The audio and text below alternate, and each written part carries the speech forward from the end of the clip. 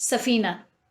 It is an Urdu word which means a boat or anything which is bold and victorious and sails through all odds. यह नाम था मेरी सहेली का जब मैं लगभग 7-8 साल की थी। मेरे घर से तीसरा मकान सफीना का था, जहाँ मैं हर रोज़ शाम को 2-3 घंटे बिताती। मैं रोज़ अपने गुड्डे को लेकर सफीना के घर पहुँच जाती। गोटे सितारों वाले दुपट्टे से फिर सफीना की गुड़िया को मैं ही सजाती, दोनों का ब्याह रचाती। यह सब देखकर सफीना बहुत खुश होती, ज़ोर ज़ोर से हंसती, खूब तालियां बजाती। सफीना के खिलौनों से उससे ज़्यादा मैं ही खेलती। वह तो बस कुर्सी पर बैठकर मुझे खेलते देखकर ही खुश हो जाती।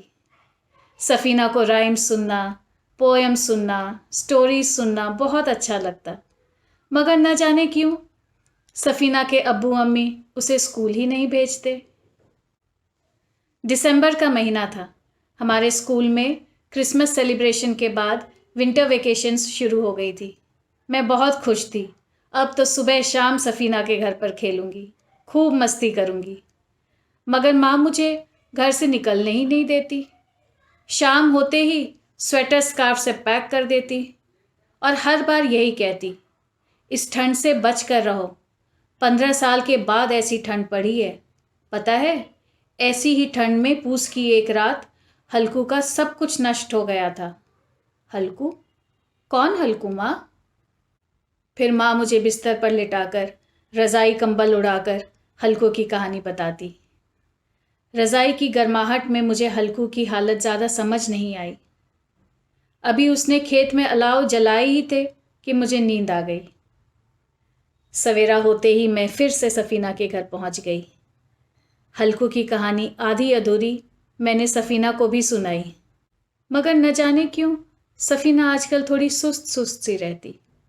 जब भी मैं उसके घर जाती वह बिस्तर पर ही लेटी रहती।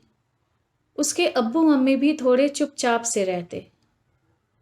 एक दिन अचानक माँ बहुत घबराई सी बार बार अपने पल्लू से अपनी आंखें पोंछती नीलम आंटी और सुनीता आंटी से धीरे धीरे कुछ बातें कर रही थी।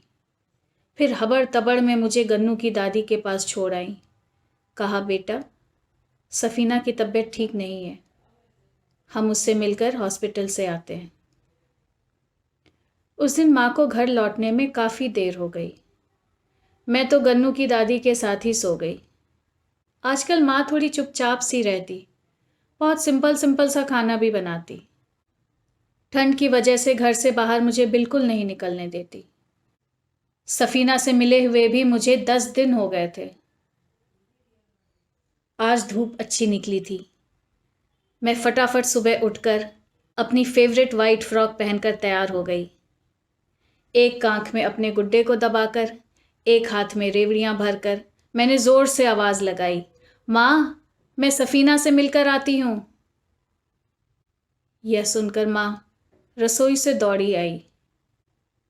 मुझे अपने कलेजे से लगाकर फूट फूट कर रोई। पता नहीं क्यों